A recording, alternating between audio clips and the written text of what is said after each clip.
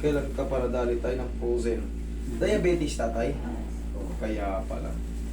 Pag ganitong ano, double oh. Pag diabetic ka talaga, yung ano, mawalang galang na taya, yung paa nyo naputol din dahil diabetic ka, sobrang taas ng ano niya, sugar niya. Pero ngayon manuin mababa na. Ibaba na. Pero pagka yan, dumaan ka na kasi sa ganyan, tandaan nyo, yung ulit ko ulit, pagka diabetic tayo, dadaan tayo sa frozen shoulder. Dadaanan niya yan. Kaya yung dalawa oh. Lalo kung isa na to.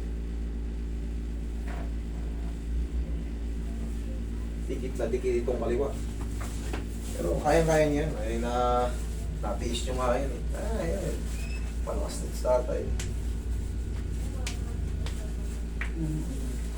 Pag ano,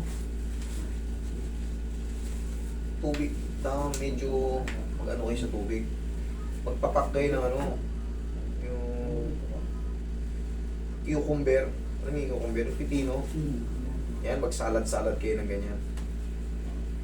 Yan ang mataas kasi ang water content niyan. 96%. Kasi pag tubig ang kinakain, para nakakaano eh. Para nakaka-bloated pag sobrang dami. Okay lang. Hindi nga lang wala akong taos tubig. Hindi ka rin mahilig sa tubig. May din pagka yung umusap ko, okay. Pero ngayon hindi tapos di matakaw. Okay. Kaya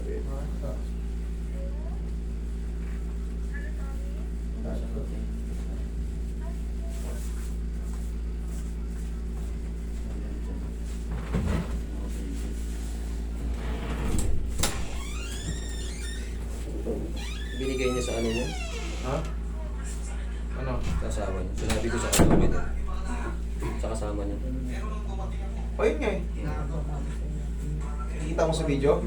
Ayun pala sabi. Sinend mo sa kanya. Yung kambing na nung reply. Oo daw. Kasi Okay.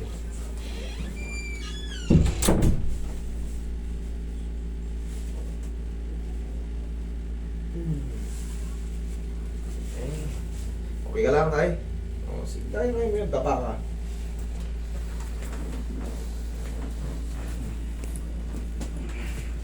Gilid niyo tayo. Sakto niyo po yung mukha niyo dito. Yung. Kailan si tatay na opera? May sugat pa ba yun, Ana? Ito, oo, bago siya. Pero pahil na rin siya. Pinatanggal na dahil baka malamang. Okay, relax. Yan ang problema pagka ano eh. Ang tagal gumaling. Hanggang sa ano, pagka nag-diabetic ka talaga na ano.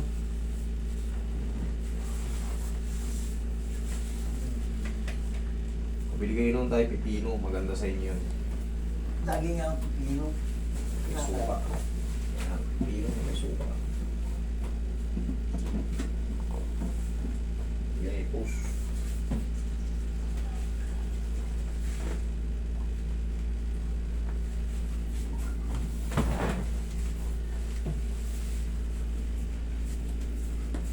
Maraming massage mo si tatay.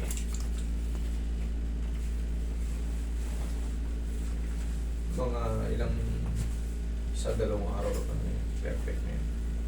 Yung natira lang dyan sa loob ng 4 na taon, siyempre nasa kanay ng banot yung ano mo eh. Tumunog na, tumunog. Kaya siyempre binago natin yung posisyon. Ito kasi, kaya tinuturo ko yung ano, yung pag-hikap. Kasi siyempre, marami nang pupunta yun dito, alam naman natin. Kailangan pag-hikap tayo pag ano, pag nagka-problema tayo sa Diyo. Kasi pag hinayaan mo yun, lumalabas siya na ito. Mga ganun yan. Nakagaya na akin yung mga nilagay ng ano, mouthpiece.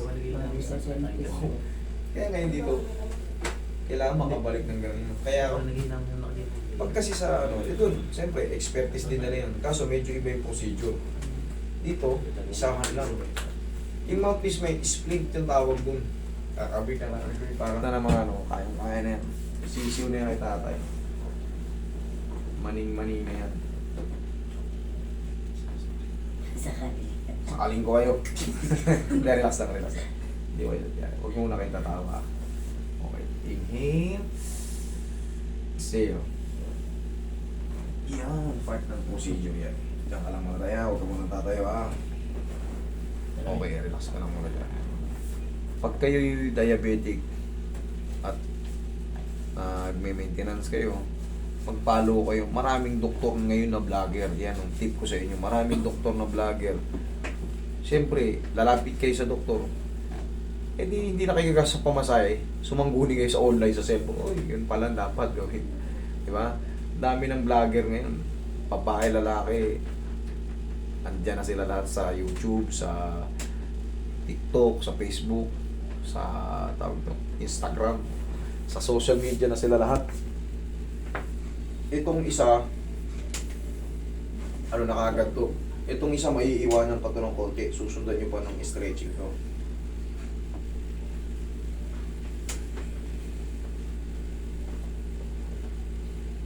Madalas ba kayong lumalabas sa bahay? Gumagala-gala din ba kayo? Pag ano, sa umaga magbilad kayo. Yung vitamin D doon, mahalaga yun. Yung araw, yan, bilad-bilad kayo. Mahalaga yun.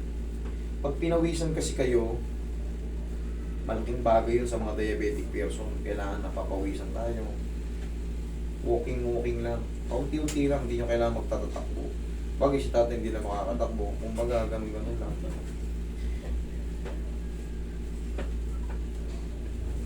Relax lang.